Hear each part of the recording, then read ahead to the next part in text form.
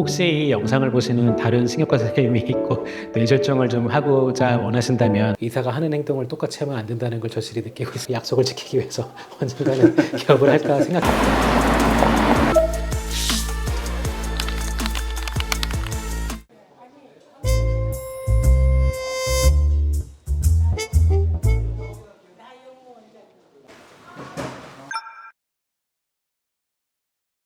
여기 한번 소개 한번. 저희 이제 신경과가 속해 있는 부분이 뇌신경센터라고 해서 신경과와 재활의학과 외래가 있고 뇌신경 검사실이 붙어 있어서 되게 신경과를 보시고서 검사가 필요한 것들 근전도라든지 뇌파, 뇌혈류 초음파 같은 검사를 할 경우에 바로 이제 외래에서 붙어 있는 쪽에 검사실에서 예약이나 검사까지 빨리 할 수 있도록 이렇게 하고 있습니다. 외래에 그 대기 중인 환자를 볼 수 있는 전광판이 있고, 그리고 여기는 환자분 대기실인데 아시다시피 이제 신경과는 항상 이제 외래에 환자들이 붐비기 때문에 공간이 확충이 좀 필요한 상태입니다. 이쪽으로 한번. 저기 외래에 이제 진료실이랑 두통 클리닉 같이 설문이나 평가하는 방들도 좀 있게 되겠고, 저희 신경과 여기 접수하는 데랑 이제 안내해드리는 간호사분들 진료를 본 다음에 검사 일정이랑 다음 예약 일정을 간호사들이 안내를 해드리고, 여기 안쪽을 잠깐 보여드리면 여기서 수면다운 검사나 뇌파 같은 검사, 특히 이제 침대나 이렇게 편하게 앉아서 코골이라든지 뭐 여러 가지 증상에 대해서 검사를 할 때 밤에 와서 자면서 뇌파를 찍고 여러 가지 모니터링을 하는 수면다운 검사를 하고 있습니다. 이쪽이 제가 가장 많이 쓰는 근전도실이라서 신경 전도 검사로 말초 신경에 손상이 있는지 이상소견이 있는지를 보고, 그 다음에 이제 근전도 검사라, 저희가 신경전도 검사는 기사분들이 해주고 근전도는 침반을 검사를 해야 돼가지고 제가 직접 여기 환자분이 누워 계시면은 뭐 팔에 저리다, 힘이 없다, 근육에 문제가 있다 이런 경우에 침반을 검사로 해가지고 검사를 하고 있고, 검사를 하는데 좀 길면은 1시간 정도 걸리기 때문에 오전에 검사를 하게 되면은 많게는 한 3명, 4명 정도 검사를 하고 있고, 여기도 이제 근전도 검사실인데 신경전도 검사나 유발전이 검사를 이쪽에서 하고 있고, 여기는 이제 뇌파 검사실이라서 뇌파 검사는 뇌전증 병련을 하거나 뇌파를 한 짧게는 10분에서 길면 한 20-30분 정도 뇌파를 검사할 때 여기 뇌파실에서 또 뇌파를 보기 위한 기사분들이 안에서 모니터링을 할 수 있는 시설이 있고, 여기가 그리고 이제 판독실이라 지금은 안 계시는데 저도 이제 중간중간에 여기서 쉬기도 하고, 판독을 할 때 원래 전공의들이 있으면 여기서 제가 판독을 하고, 또 다른 이제 저희 교수님 한 분이 오시고 전공의가 옆에 앉아서 환자분의 그 차트를 보면서 검사를 최근에 했던 것들을 여기 기사분들이 검사의 데이터를 갖다 주면은 여기 오늘 내일 판독을 하거든요. 그럼 이 컴퓨터로 입력을 해서 그 환자분들이 결국 그 데이터를 외래에 오실 때 내가 이제 신경전도 검사가 어땠다, 눈 깜빡임 검사라고 얼굴 마비 왔을 때 하는 검사가 어땠다, 근무력증에서 하는 반복신경 자극 검사가 어땠다, 이런 것들을 판독을 할 수 있도록 하고 있습니다. 차 같은 것도 마실 수 있게 뭐 컵이나 이런 것도 준비해놔서. 네? 다과가 어디죠? 다가 지금은 다 어딘지 없네요. 네, 신경과 간호사 조은쌤입니다. 언제부터 갔죠? 들어온 게 1년 정도. 어떤 분이?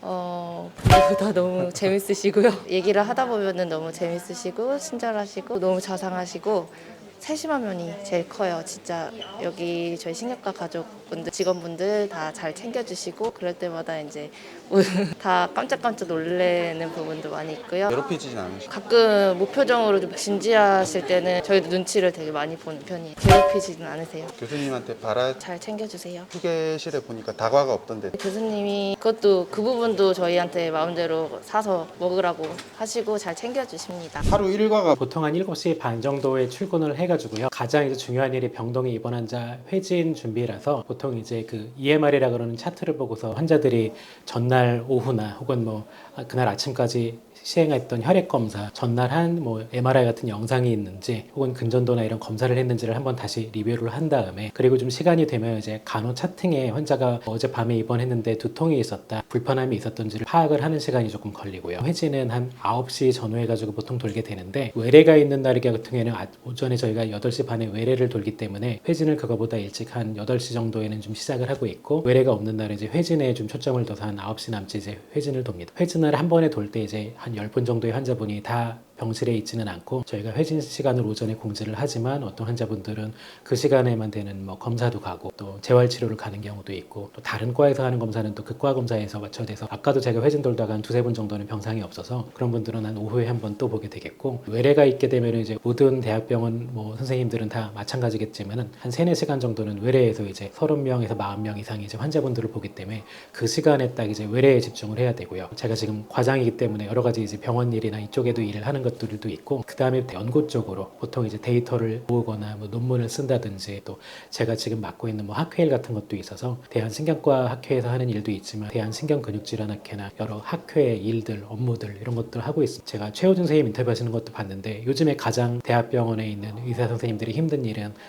당직을 많이 쓰는 게 아닐까. 제일 힘들 때가 언제? 아무래도 이제 새벽에 막 2, 3시 정도에 몸에 이제 천근만근이 됐을 때 갑자기 응급실에 오는 급성 뇌경색 환자들 같은 경우에는 혈전 용해술 같은 걸 하려면 2, 3시간 정도 계속 그 케어를 해줘야 돼서, 그때는 이제 아무리 성인군자라고 하더라도 불쾌지수가 올라가고 되게 짜증이 날 경우가 많습니다.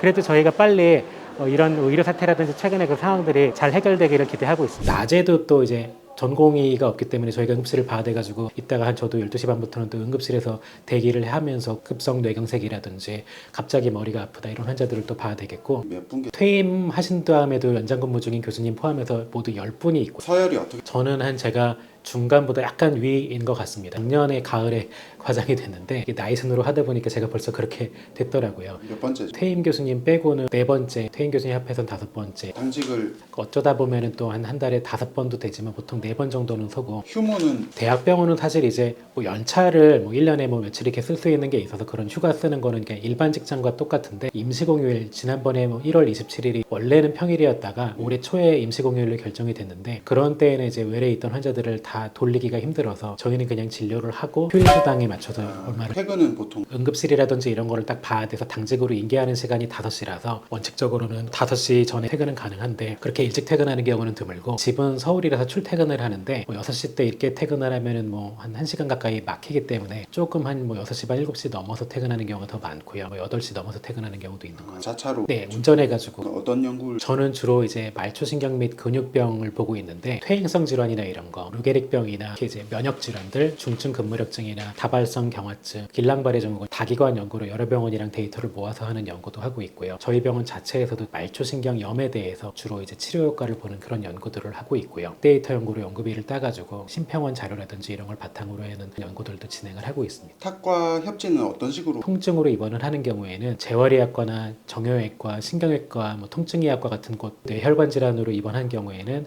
시술이나 혈관 조영술이 필요한 경우에 신경외과 같은데, 뇌에 암이 의심되는 경우에는 원발병소를 찾기 위한 여러 가지 탁과의 검사들, 또 핵의학 검사 같은 것들도 검사가 필요하게 되겠습니다. 그리고 사실 대학병원에서의 신경과의 역할은 다른 과로 입원하는 환자분들이 신경과적 증상을 호소하는 경우가 많거든요. 일반적으로 뭐 두통, 어지럼 혹은 손발저림 같은 걸로 환자분이 이제 조절을 원한다는 경우에 신경과로 의뢰가 오는 경우도 있지만, 신경학적인 평가가 필요한 경우들도 있습니다. 다른 과로 입원을 했지만 신경과적인 병을 갖고 있는지, 내과의 암으로 입원을 했다 그러면 여러 가지 합병증이 생기는데, 암으로 인해서 생기는 부종양 증후군이라 그래서 원래 병은 암인데 암으로 인해서 몸에 힘이 빠지는 그런 병도 있거든요. 또 이 암이 뇌나 이런 데로 전이를 가면 그거에 대한 평가를 하고 사진을 찍을지를 검사를 여부를 결정해 주는 것도 저희 신경과에서 하고 있고요. 특히 이제 항암 치료들이 많아지면서 손발이 저린 것들도 내과나 이런 다른 병상에 많이 입원을 하는데, 그런 경우에 항암 치료제로 유발되는 손발 저림도 조절을 위한 검사라든지 치료에 대해서도 신경과가 협진을 많이 하고 있습니다. 대란 때문에 저희는 그래도 대란의 그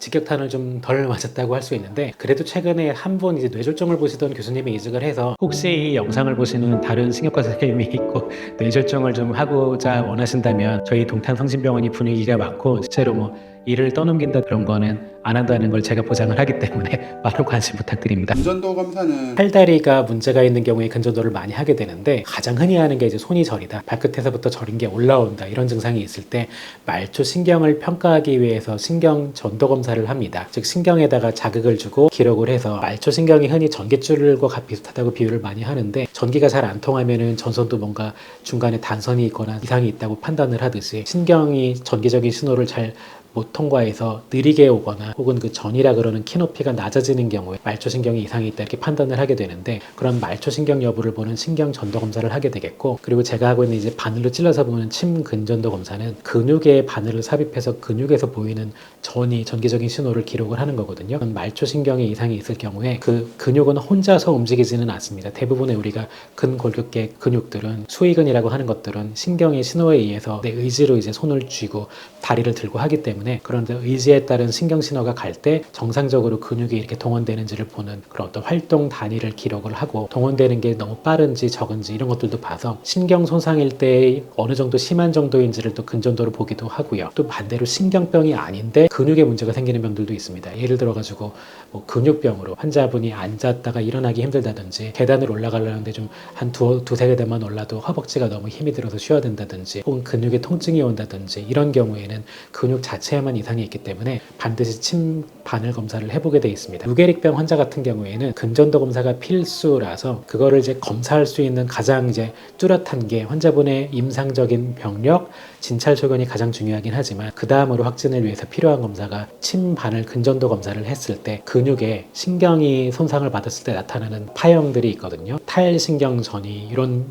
이 표현을 하는데 이런 것들이 전신적으로 퍼진 게 나타나는데 신경을 따로 손상시킬 만한 구조적인 원인이 발견되지 않는다. 그러면 신경이 저절로 말라가면서 소멸하는 퇴행성 병이거나 해서 루게릭병으로 진단을 하고 있어서 그런 병들을 진단하기 위해서는 근전도가 굉장히 필수적이라서 저희 신경과 영역에서는 다양하게 활용되고 있습니다. 이게 안 겹치는 것 같은데 주력 분야가 다른. 최효준 선생님이랑 저랑 성격은 좀 비슷한데 주력 분야는 다른데 최효준 교수님은 그런 뭐 알츠하이머 치매를 비롯한 뇌 인지장애를 보는 전문가가 되겠고 저는 이제 뇌가 아닌 팔다리나 척수의 퇴행성 병 혹은 면역 질환들을 보는 전문가가 되겠습니다. 근무하신 지 3년째 근무를 하고 있습니다. 그 전에 서울대학병원에서 6년, 7년 가까이 이렇게 근무를 했었고 대근 강남 쪽에 화군가로 좀 유명한 그쪽 동네에 혹시 개업 아직은 생각을 안 하고 있는데 예전에 이제 대학병원의 그 간호사들이 항상 개업하면 불러달라 그래서 그 약속을 지키기 위해서 언젠가는 개업을 할까 생각 중인데 아직은 구체적인 계획은 없습니다. 의료 철학이 내과에서 종양학을 강의하시는 그 김동현 교수님의 강의였는데